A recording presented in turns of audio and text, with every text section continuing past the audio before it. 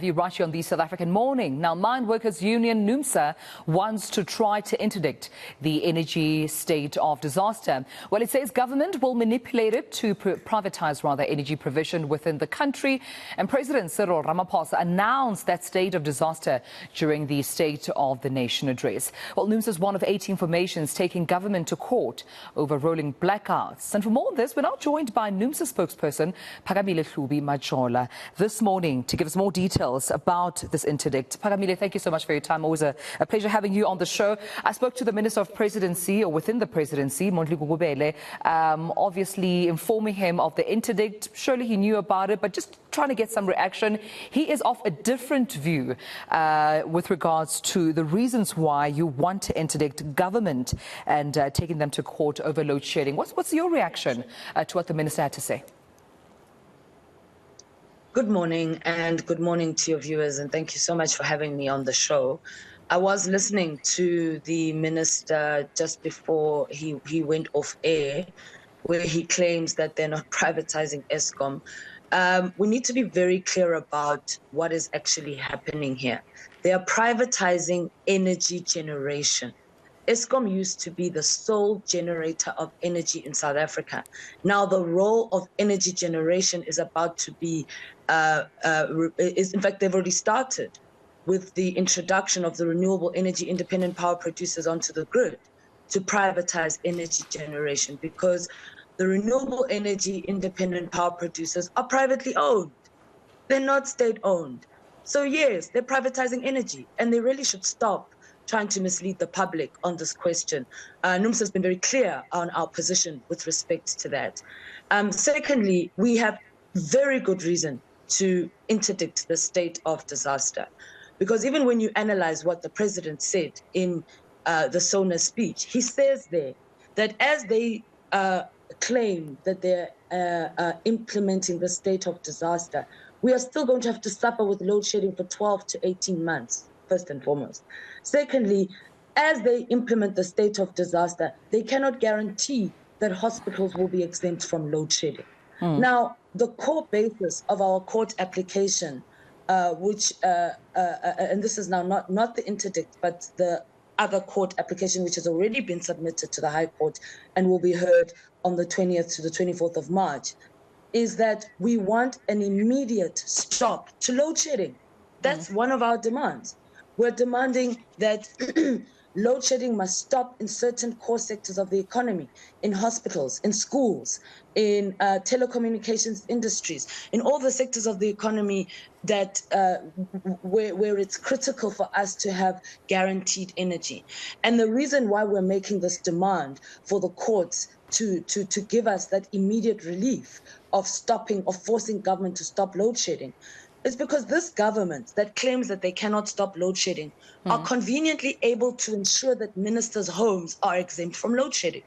So if you can exempt the home of a minister from load shedding, why can't you exempt Baragwanath Hospital?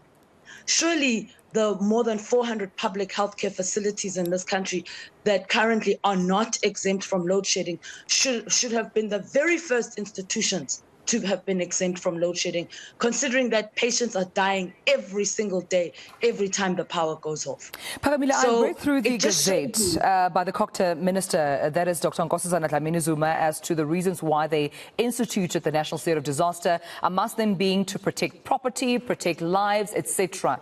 Do you think the President is misleading the country here with the reasons why they are introducing this National State of Disaster? Could there be another reason with which they're not forthcoming with? Oh, absolutely. The benefits for them of a national state of disaster is that it allows them to relax certain legislation and procurement policies, which would make it difficult for them to flood us with with all of these privately owned companies that are now going to be allowed to connect to Eskom and connect to the grid. They don't want for us, for organizations like NUMSA, for the public to hold them accountable for this process of privatization that they're embarking on.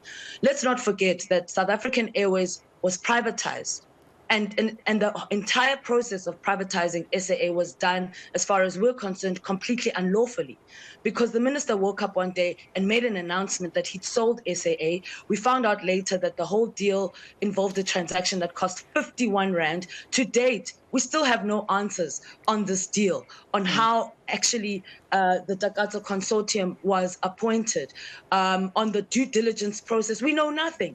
And yet, this is a state-owned entity. And by the way, at the same time, Scopa itself, if you recall, has actually is deeply unhappy with this process and has actually taken this, has actually informed its attorneys to investigate what Minister Pravin has done. The whole thing is dodgy. And when they make an announcement of a state of disaster, the same thing will happen too with Eskom. It'll allow them to make decisions very swiftly without any analysis from those of us who are on the outside, who are watching what is happening, without them having to be accountable for what they're doing. And let's not forget that the last state of disaster, there was massive looting and corruption of state resources in terms of the COVID monies that were spent on companies that were benefiting from the COVID-19 crisis. Load shedding is not a natural disaster. Okay, it's a man-made disaster. We are here because our government has prematurely shut down coal-fired power stations. And our application to court is we want to know why. Why are they shutting down power stations when we desperately need energy right now? They shut down Komati, which has 1,000 megawatts of power, when we need energy now. And the only way we're going to get answers to these questions is if we get them to court and we force them to implement the one thing that will stop load shedding, which is to ensure that the coal fleet at Eskom is maintained so that we can have regular energy supply.